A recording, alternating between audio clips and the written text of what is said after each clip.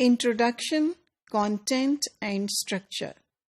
Now let us talk about your introduction chapter and discuss what sort of content can you put in your introduction chapter and how can you possibly structure it.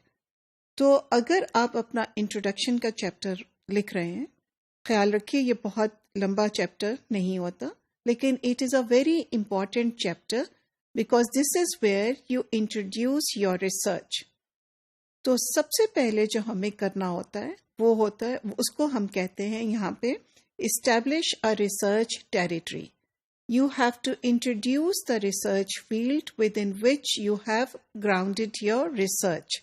और आप उस research से उस field में होने वाली relevant research को थोड़ा सा प्रेजेंट करते हो. मेन आर्ग्यूमेंट्स जो भी हैं, बहुत ज़्यादा ओवर रेफरेंसिंग हम यहाँ पे नहीं करते, लेकिन जितना सिंपल वर्ड्स में आप इसको एक्सप्लेन कर सकें कि क्या फील्ड है और अभी तक क्या रिसर्च एविडेंस सामने आई है, तो यहाँ पे आप सबसे पहले उसका जिक्र करोगे और उसकी सिग्निफिकेंस का जिक्र करोगे. So ये हो गया establish a research territory. After that, we move on to establish a niche.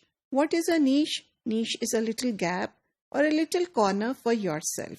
So we say, आपने पहले डिस्कस किया कि ये रिसर्च अभी तक हुई है, these are the main arguments, लेकिन उसके अंदर इस रिसर्च में ये गैप है और ये जगह एक है जो कि अभी तक अनफिल्ड है.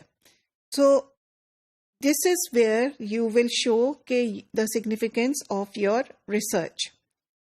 Immediately after telling about कि research क्या gap रह गया है पिछली उसमें evidence में, you move on and you tell about how does your research occupy this niche.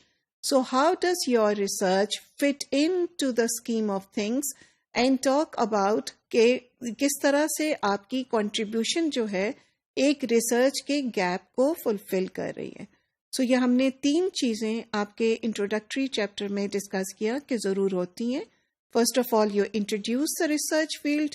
Number 2, you talk about the gap in the research. And number 3, you talk about how does your paper or your research fill up this gap.